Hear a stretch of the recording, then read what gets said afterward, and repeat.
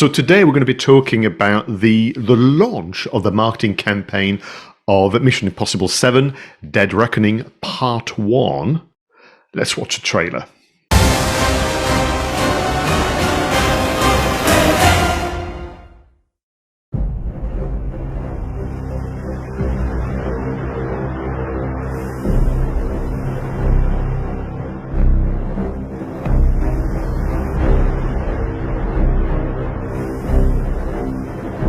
Your days of fighting for the so-called greater good are over. This is our chance to control the truth, the concepts of right and wrong for everyone for centuries to come. You're fighting to save an ideal that doesn't exist. Never did. You need to pick a side.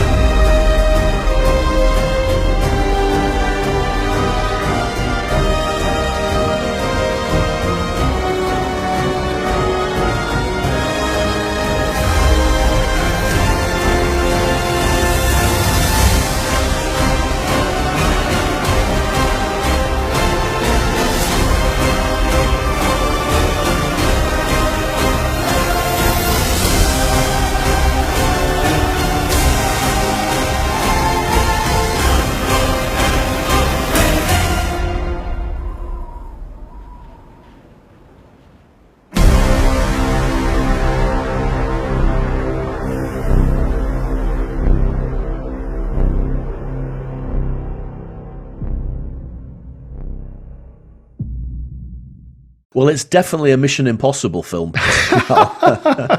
Wow. It's always beautifully filmed as well. And then you have the great storytelling. You've got the great kind of intrigue, the action. Everything is there. It's, I suppose it's the seventh movie. It's a franchise that's been around. We all know the motives. It's like James Bond. There are things about a Mission Impossible film that you just take for granted. You know, incredible stunts, incredible locations, beautiful cinematography. As you say, great storytelling, glamorous locations, I guess, as well. And all of that is included within this trailer. So already we know that this is going to be an incredibly exciting film. And again, you know, I watched the last one, Fallout, and we reviewed that in an earlier episode of Two Geeks in the Marketing podcast. And that is an incredible film with some incredible locations and incredible stunts and some incredible storytelling. And you do wonder, is it absolutely possible for them to exceed what they achieved in the last film? And the answer is probably yes. And some of the things we're going to talk about coming up proves that they have put so much work into some of the stunts in this film that it almost beggars belief how much work has been put into some of these stunts. And I just know that because of all that work, it is going to be a spectacle. Yeah. What I think is important to mention, and it can be easily forgotten, is that the amount of work they put into the storyline and the characters and how they are dealing with what is happening. Because I think, to me, that's one of the reasons this franchise lasted so long, is that actually you see, you know, the characters going through a number of incidents, and you could say, you know, okay, this is now time for the stunt, this is now time for the baddie to do this, and so on. But actually, you're taking into an emotional level about concerns for the main characters and saying, well, where do we go from there? You know, what's going to happen, and so on. And that, to me, is where they've got it right. You know, we didn't get to the point where we felt, right, this has gone too long now, I don't care anymore. or I don't get it. Why is he reacting like this? I think there's a truth about the character arc since the very very first one that I think is really really really helping, and therefore I'm looking forward to actually seeing what's going to happen to them as much as enjoying the stunts and so on. And I think the trailer is being is in line with that. I think, which is. We're gonna really entertain you, but you're gonna be also taken on this journey with the characters you've learned to love. But in fact, there's not much dialogue in this trailer. In fact, I might be wrong. I should have checked before we started. But there's only one line of dialogue in the actual trailer, and that's from the old boss character from quite a few films ago, who hasn't been in it for a while, almost like saying to Ethan Hunt, you're a has-been, and you're out of time, and all of that sort of thing. The rest of it is just done from a cut of and a montage of shots, isn't it?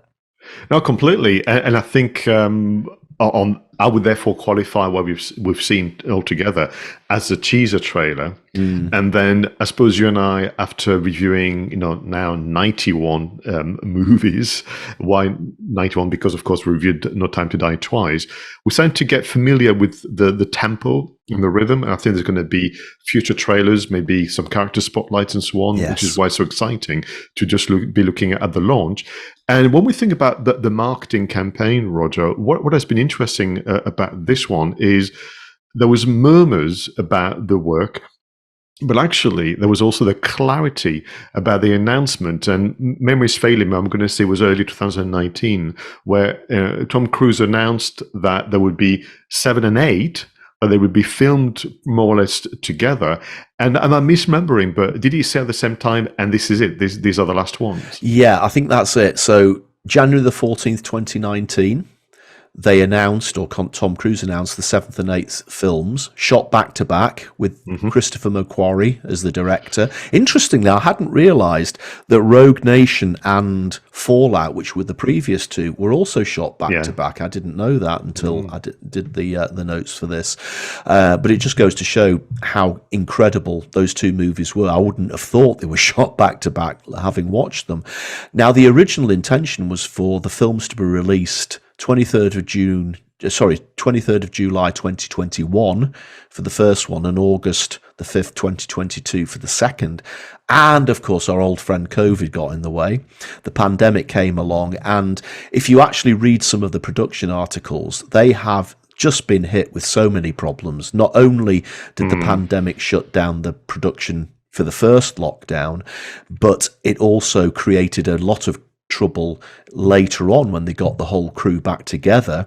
I think some people within the team got COVID, and they decided that they'd have to shut down again for a second time rather than risk the entire crew getting infected. And then other things happened, such as some of the locations that they'd already scouted out to do some of the effects shots, to do some of the stunts. The local governments, the local population decided to change their mind, and they then had to go away and re-scout for similar locations because some of the shots had already been filmed. So they had to find replacement places that looked the same. So it did seem to me as if they were hit with quite a lot of issues compounded by the pandemic. And because of all that, the films have been rescheduled several times, but we've been given these dates now that July the 14th, 2023, this year, is Mission Impossible 7, and the next one, the final one, will be June the 28th, 2024. And you're absolutely right. Tom Cruise is on record as saying that that's it then. They'll effectively wrap up the story of Ethan Hunt and his compatriots, and there won't be any more films. Now, you and I know what Hollywood's like. If this movie makes an absolute fortune, like it probably will, it may well be that, like Maverick, they get tempted to come back in the future. But sometimes I just wonder. I just think sometimes there has to be a natural end. Mission Impossible isn't like James Bond, where you can recast the actor to Ethan Hunt is Ethan Hunt. It's not, they've not done that James Bond thing where every couple of films it's a new person acting. It's always been Tom Cruise. So if they were to do Mission Impossible again, I think it would have to be a totally and utter completely different reboot, different characters, everything. It wouldn't be right to bring these people back again, even older. Yeah, and absolutely. So, what is interesting listening to you and putting myself in the shoes of the marketing team is to kind of stop and go, and go, and as a result of which, you could be concerned about the audience goodwill to just even be interested. It's almost like that syndrome where if you wait too long for something, eventually you lose interest. So they had to reignite interest with a bit of a bang, and I think they got that right.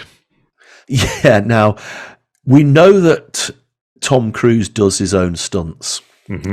And I remember reading, when we talked about it, didn't we, for Fallout, that scene where he jumps out of the back of the cargo plane. He did that about 150 times, didn't he, to get the right shots? 150 times. I wouldn't even jump out of an aeroplane once. He did it 150 times. Now, around about last summer, and this was released at CinemaCon in 2022, they issued a video of Tom Cruise sitting on the top wing of a biplane as it was flying over South Africa. And he then starts to give people some snippets about he actually makes reference to Top Gun Maverick. So it was around about the time that Top Gun Maverick came out. So he says, thanks for watching Top Gun Maverick. We're here in South Africa. We're filming Mission Impossible. We are getting it to you. It's going to be fantastic. And Pascal, the guy is on the top of a biplane about 10,000 feet above this most incredible South African landscape. He's on this biplane, and then halfway through, and he's talking to the camera. It's a bit windy, as you would expect. And another biplane flies in behind him, and Christopher McClory, the director of these films, is sat in the other biplane, the yellow biplane. And you know that there's going to be another plane in front of them filming this.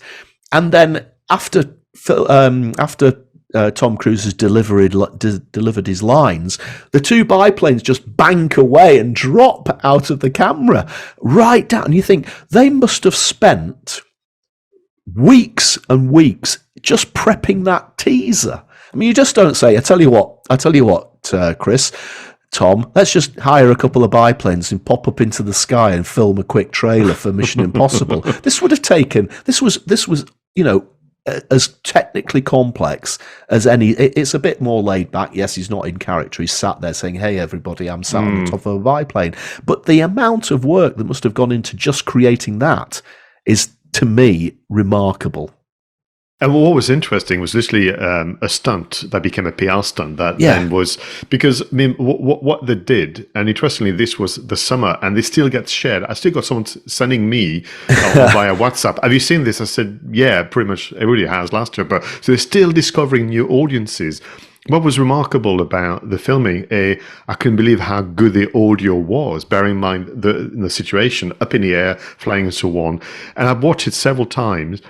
I couldn't tell, but it looks as though the only thing that Tom Cruise is doing is hanging on with one of his hand on basically a very thick leather strap. And it doesn't look like there's anything else in terms of a harness and so on. Maybe there is, and it's good moving magic, and that's what they do. But when that kind of aircraft starts to tilt to the side and kind of dies down, I'm thinking the G-force must be quite something, and I hope I know he's got very strong arms, but that was quite something. And I think because of the sense of peril, that's why people were just completely aghast. Yeah, unbelievable.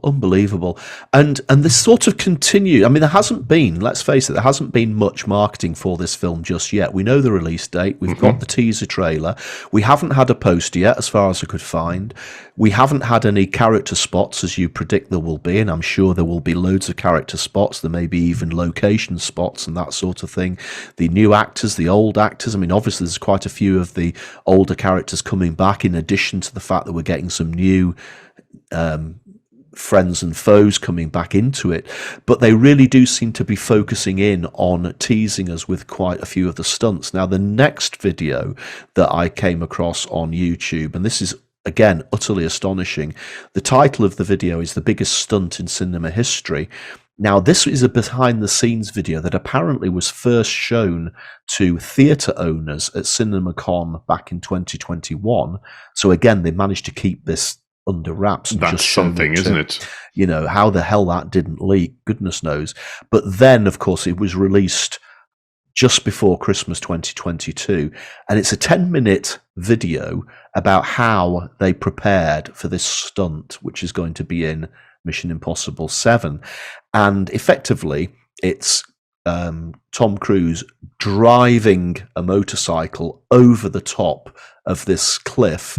And this cliff has got an indented bowl shape to its sheer cliff face, and the motorbike goes down, and he plummets and then pulls out a parachute all the way down. And this video goes into a lot of detail as to how they prepped for this. So they had him do the motorcycle test jumps, and apparently they did 13,000 test jumps. I mean, get your head around that, Pascal. 13,000 test jumps. And as Tom Cruise said, he had to be absolute needle accurate from his takeoff point to his landing point to keep it safe. And that's why they did 13,000 jumps. And then they did 500 skydives to practice just the pulling of the parachute. And then, of course, eventually they then filmed him riding the cycle over the edge, falling all the way down, and then pulling the parachute. And this is a 10-minute video. Now, anybody who watches that video is now going to go and see the film, because they're going to want to see how that stunt works out in the context of the movie. Because what was very clever about this particular YouTube video is that whilst they give us an incredible amount of detail as to how they set the stunt up, we actually don't really see what the ultimate final result is. And that is just fascinating, isn't it? You want to know. I want to know. All that work, what's it going to actually look like in the context of the movie? So to me, it's genius that they've done this, because it will make anybody who watches it want to go and see the movie. I think it takes us back to, I'm going to say it was one of your creator shout-outs, I could be wrong, about show the work. And, excuse me, interestingly, this particular video, I mean, the PR stunt and the stunt that we mentioned about on the aircraft, I get. This is a 10-minute documentary. This is essentially, like, you watch it and you're completely enthralled. I mean, I watched it twice and time just flies by as you watch it.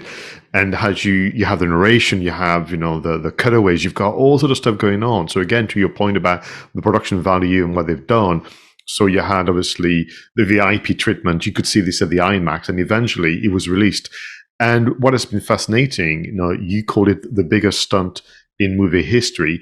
Every single kind of blogger, formal, media companies as well as informal bloggers have used the same title. Can I just, kind of take us away from the world of film? This is SEO magic, because for the next few centuries, whenever someone Googles, if Google's still around, what is the biggest stunt in film history, that's going to be number one everywhere. Yes. So there's also, I love the marketing tactic of claim your labels, use your own hashtag emojis and so on, and do that. But normally, historically, this would have been an extra when you bought the Blu-ray, right? Yeah. And here we are now completely reversing everything, saying, I tell you what, bear in mind that you guys have been waiting since 2019 for this. We're not going to kind of shortchange you. We're going to reignite your interest, and we're going to show you two things, the PR stunt about making the announcement, and we're going to show you the craft.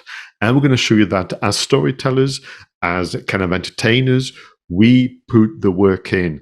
And here is a 10-minute documentary as a gift to all of you. I suppose that's, if there are any advantages of the delays, this must be it. The fact that they've got so much in the bag already that they could afford the time that they effectively lost to do this, to give these big teasers.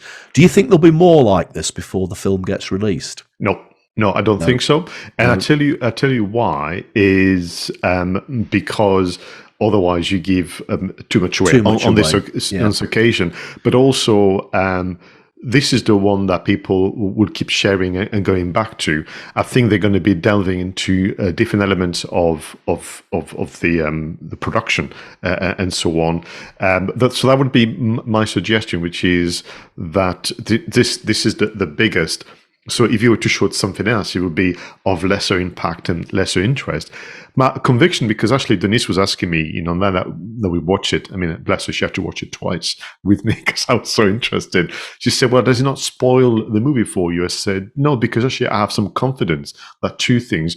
By the time we watch it, as you mentioned, I'll be so taken by the story.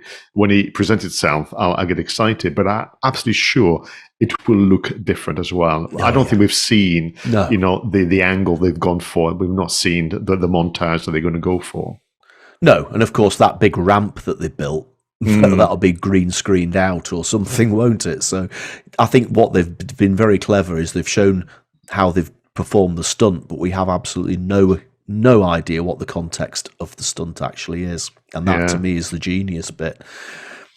Now, listen, thank you so much for choosing. I think we're starting with literally a bang in 2023 with Mission Impossible 7, Dead Reckoning Part 1.